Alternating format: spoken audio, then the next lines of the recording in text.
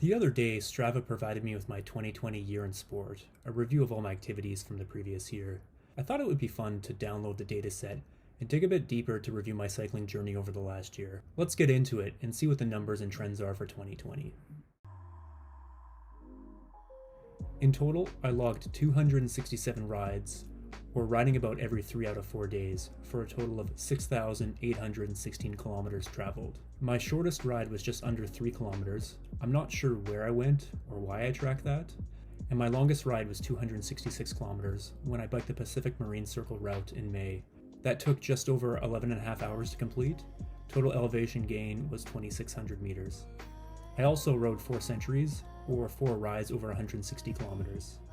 Perhaps my most favorite statistic is that I spent 28 days, or just under 8% of the year, sleeping in a tent during bikepacking or touring.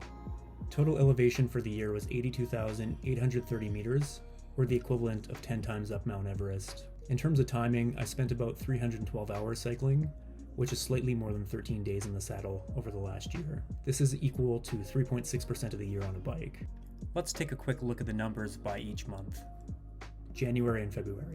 8% of the total distance that I cycled in 2020 was commuting to work. I've pretty much been working from home since mid-March due to the pandemic, so January and February account for most of my commuting this year, and most of my commuting also happened in these 2 months, as well as in early March.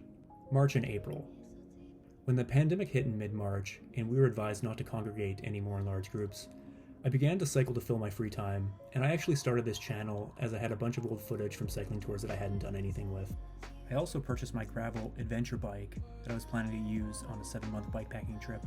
However, that trip was postponed due to COVID. Moving into April, I actually cycled every day except for 1 or 2 as part of a Strava challenge to cycle 1,200 kilometers in that month. The majority of this riding was done on my road bike. May and June.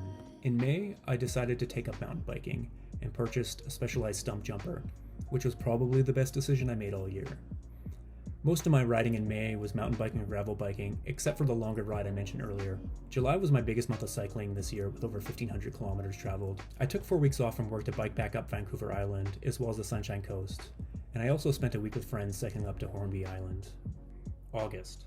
After a big month of bikepacking in July, the data shows that I only cycled about 200 kilometers in August. These figures were pretty surprising, so I dug a bit deeper, and I remembered that I had to take a week off in August due to a chemical burn that I received while bikepacking on the Sunshine Coast.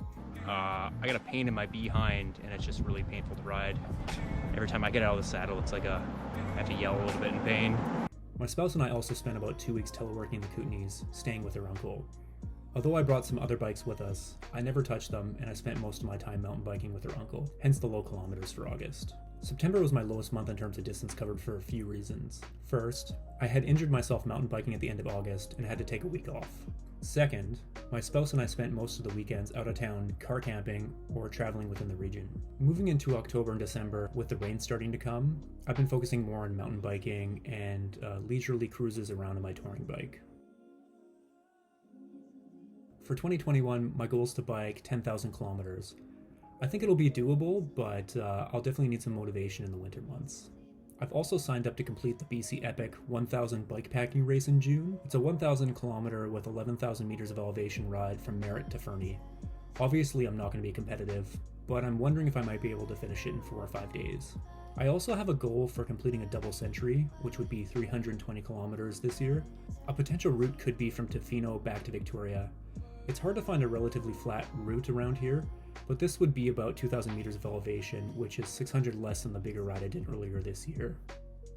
Thanks for watching. What are your goals for 2021? Let me know in the comments below.